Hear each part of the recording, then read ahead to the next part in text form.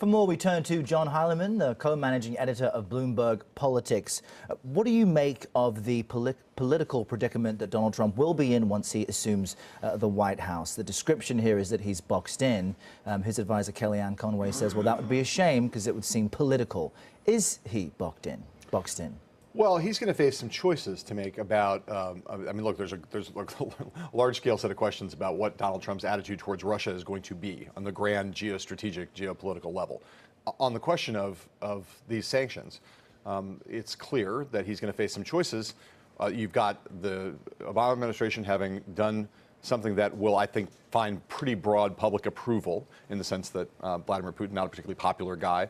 I think there obviously will be some partisan division over the question of whether the administration has made its case about Russian intervention in the U.S. election. But broadly speaking, the president will, I think, get broad public support for what he's done.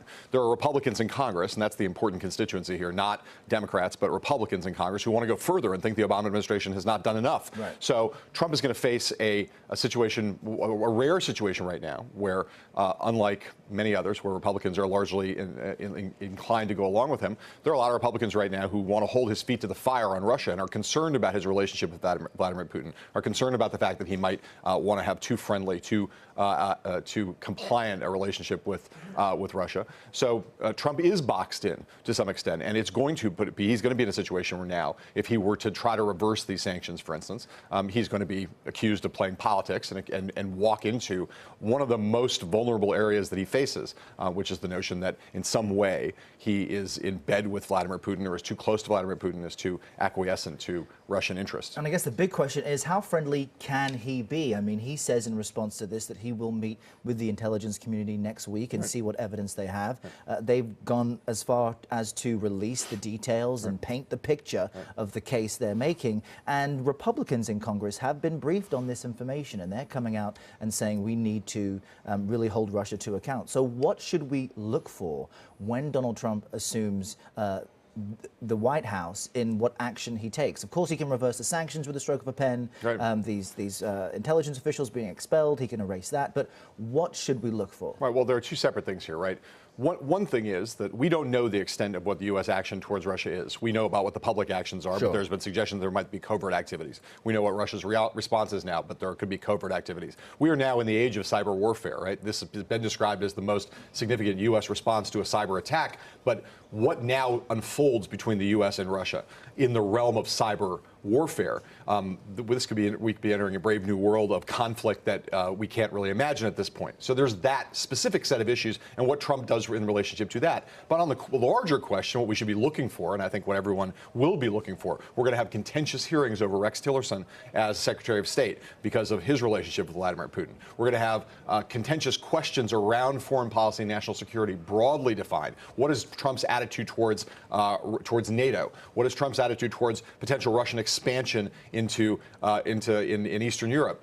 Those questions are going to play out not just in the course of the following weeks, but in the course of the following months, over the course of the whole of the first Trump term. And those are issues of great, extraordinary geostrategic and geopolitical topics. Magnitude. Those are the things that I think everyone's going to be looking towards because of the way in which Trump handled his relationship with Putin throughout 2016 and his continued, even now, although he has agreed to have these meetings with the intelligence community, he throws doubt on it. He still throws doubt on their findings, which are basically unanimous across the intelligence services. So then what do you make of his limited availability to the press?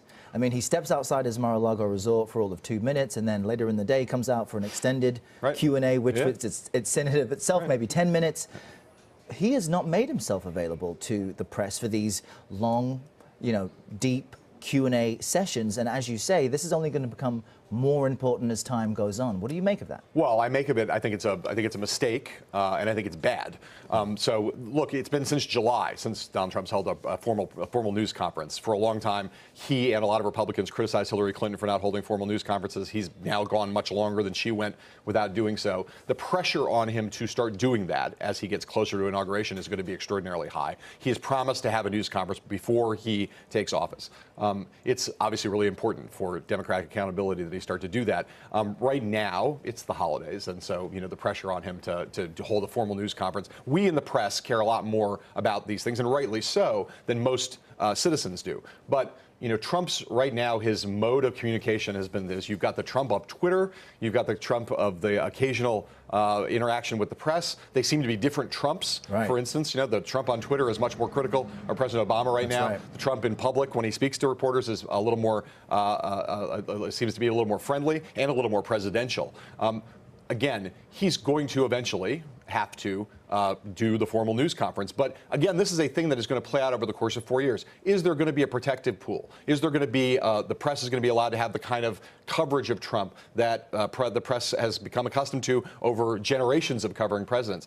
We don't know. What we know is that the Trump administration coming in seems to have an attitude towards the press that is really different from the attitude that Republican and Democratic presidents have had in the past. This will be, I think, a consistent flashpoint of conflict between the institutional press and this administration going forward. How severe it is, we don't know yet, but it's going to matter a lot as we go forward. With so many big issues on the table, we will keep asking questions. Happy Friday and Happy New Year. Happy New Year. John Howland, thanks for coming.